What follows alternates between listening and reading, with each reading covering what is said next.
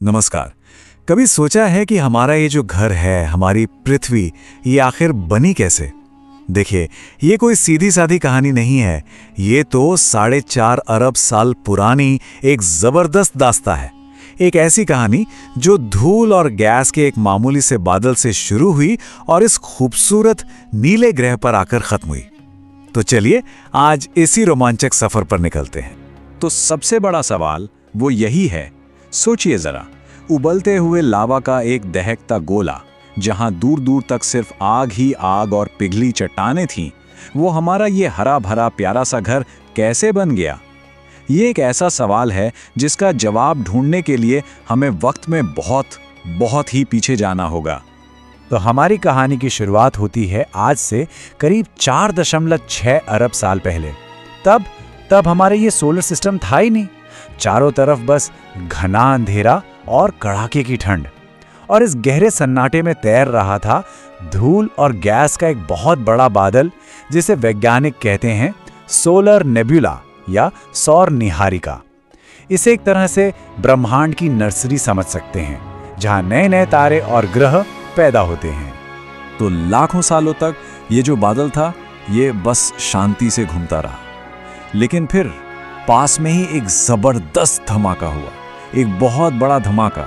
ये किसी मरते हुए तारे का आखिरी सबसे ताकतवर विस्फोट था, जिसे हम कहते हैं सुपरनोवा।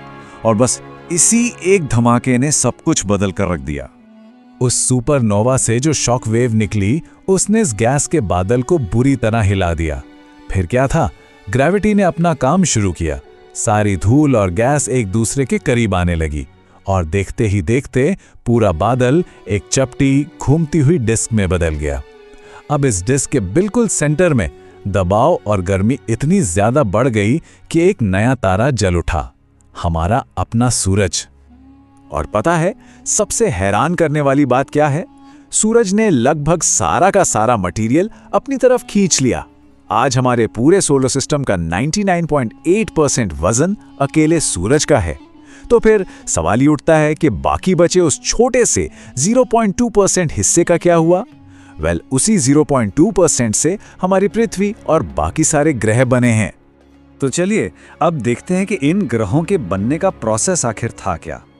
इस प्रक्रिया को कहते हैं एक्रीशन, मतलब छोटी छोटी चीजों का आपस में जुड़कर बड़ा बनते जाना। ये बिल्कुल वैसा ही है जैसे बर्फ का एक छोटा सा गोला बनाकर उसे बर्फ में घुमाते जाओ और वो बड़ा और बड़ा होता जाता है। ये जो आइडिया है, ये सबसे पहले सोवियत खगोल शास्त्री विक्टर सैफरोनोव ने दिया था। उन्होंने ही समझाया कि कैसे ग्रेविटी की ताकत धूल के नन्हे नन्हे कणों को एक साथ खींचती है और वो जुड़ते जुड़ते बड़े होते चले जाते हैं। तो देखिए ये सब हुआ कैसे। सबसे पहले धूल के कण आपस में चिपके, फिर वो छोटे छोटे पत्थर बन गए। ये पत्थर आपस में जुड़कर बड़े बड़ी चट्टानों में बदल गए, जिन्हें प्लैनेटेसिमल कहा जाता है। फिर ये चट्टानें आपस में टकराईं और जुड़कर चांद जितने बड़े प्रोटो प्लैनेट बन गए। और फिर लाखों सालों तक इन्हीं बड़े बड़े पिंडों के बीच भयानक टक्करें होती रहीं, और इन्हीं टक्करों के बीच हमारी पृथ्वी का जन्म हुआ। उस समय को हेडियन एऑन के नाम से जाना जाता है। इसका मतलब होता है नरक जैसा समय। और यकीन मानिए, ये नाम बिल्कुल सटीक था। लगातार होती टक्करों की वजह से पृथ्वी इतनी ज्यादा गर्म हो चुकी थी कि वो पिघले हुए लावा का एक उबलता हुआ महासागर बन गई थी।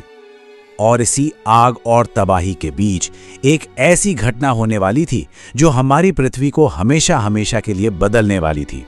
एक ऐसी टक्कर जिसने हमें हमारा चांद दिया। इस कहानी में अब एंट्री होती है एक और किरदार की। इसका नाम था थिया। ये भी एक ग्रह ही था, साइज में लगभग मंगल जितना बड़ा, और ये सीधा हमारी नई नवेली पृथ्वी से टकराने की राह पर था। इसे कहते हैं जायंट इंपैक्ट हाइपोथेसिस या विशाल प्रभाव परिकल्पना। थ्योरी ये है कि जब थिया पृथ्वी से टकराया तो दोनों ग्रह लगभग एक हो गए। इस जबरदस्त टक्कर से जो मलबा निकला वो अंतरिक्ष में फैल गया, और फिर धीरे धीरे इसी मलबे से हमारा चांद बना। और इसका सबसे बड़ा सबूत, वो चट्टानें जो चांद से लाई गईं, वो हमारी पृथ्वी की चट्टानों से काफी मिलती जुलती हैं। ये टक्कर हमारे लिए बेहद जरूरी थी। सोचने वाली बात है, इसने न सिर्फ हमें रात में रोशनी देने वाला चांद दिया, बल्कि पृथ्वी को अपनी एक्सिस पर, अपनी धुरी पर 23.5 डिग्री झुका दिया। आज हम जो सर्दी, गर्मी, बरसात जैसे मौसम देखते हैं, वो इसी झुकाव की देन है। इतना ही नहीं, इसने पृथ्वी के घूमने की रफ्तार को भी स्टेबल किया और समुद्र में ज्वार घाटा पैदा किया, जो शायद आगे चलकर जीवन के विकास के लिए बहुत जरूरी साबित हुए। इस बड़ी टक्कर के बाद अब पृथ्वी धीरे धीरे शांत होने लगी थी और एक ऑर्गेनाइज्ड शक्ल ले रही थी। इस प्रोसेस को कहा जाता है प्लैनेटरी डिफरेंशिएशन या ग्रहीय विभेदन। इसका सीधा सा मतलब है कि जो भारी चीजें थीं वो नीचे केंद्र में चली गईं और जो हल्की थीं वो ऊपर आ गईं। बिल्कुल वैसे ही जैसे पानी में तेल ऊपर तैरने लगता है। तो हुआ ये कि जो भारी धातुएं थीं, जैसे लोहा और निकल, वो पृथ्वी के एकदम सेंटर में जाकर जमा हो गईं और उन्होंने बनाया कोर। जो हल्की चट्टानें थीं वो बीच में रह गईं और बन गया मैंटल। और सबसे हल्की चट्टानें ऊपर आकर ठंडी हो गईं और उनसे बना क्रस्ट, यानी वो सतह जिस पर हम सब रहते हैं। ये जो हमारा कोर है, इसके भी दो हिस्से हैं। जो बाहरी कोर है वो पिघले हुए लोहे का है और इसके घूमने से एक मैग्नेटिक फील्ड, एक चुंबकीय कवच बनता है। ये कवच हमें सूरज से आने वाली खतरनाक रेडिएशन से बचाता है। और जो अंदरूनी कोर है, उस पर इतना ज्यादा प्रेशर है कि वो भयानक गर्मी के बावजूद भी ठोस बना हुआ है। चलिए, ग्रह तो बन गया, लेकिन वो अभी भी सूखा था। तो सवाल ये है कि इतना सारा पानी आया कहाँ से? इसका जवाब दो जगह से मिलता है।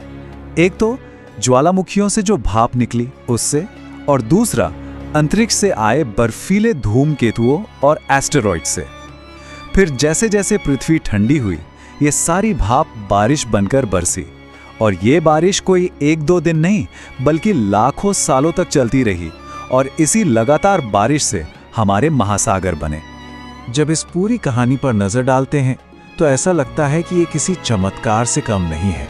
हमारी पृथ्वी का बनना असल में घटनाओं का एक ऐसा शानदार संयोग था, जहां हर चीज बिल्कुल सही समय पर और सही जगह पर हुई।